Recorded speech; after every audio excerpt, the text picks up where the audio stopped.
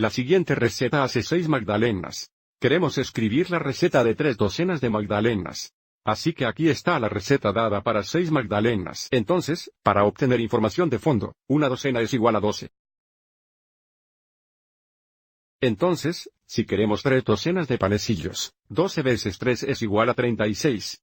Necesitamos un total de 36 panecillos, y esta receta es solo para 6 panecillos. Y dado que 6 veces 6 es igual a 36, tendremos que tomar todas estas cantidades aquí, y multiplicarlas por 6 para determinar la nueva receta. Entonces, por ejemplo, si toma una taza de leche de soya para 6 magdalenas, una vez 6 es igual a 6, se necesitarán 6 tazas de leche de soja para 36 magdalenas. Si se necesitan 2 huevos, 2 por 6 son 12. Tomará 12 huevos por 36 panecillos.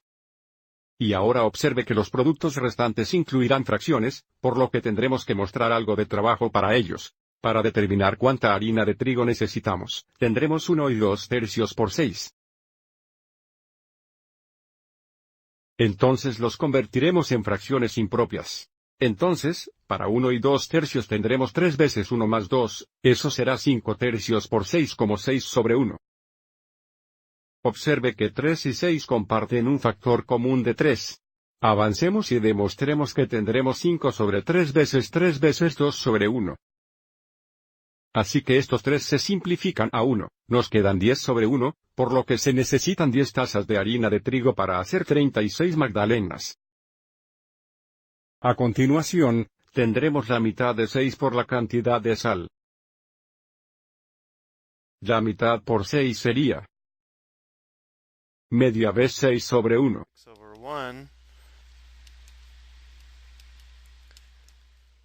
Tenemos un factor común de 2 aquí. Entonces, esto es igual a 3 sobre 1, o solo 3. Entonces se necesitan 3 cucharaditas de sal para hacer 36 panecillos.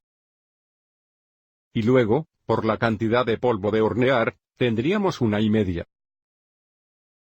Multiplicado por 6, o 1 y medio como una fracción impropia sería 2 veces 1 más 1, de modo que sería 3 sobre 2 veces 6 sobre 1.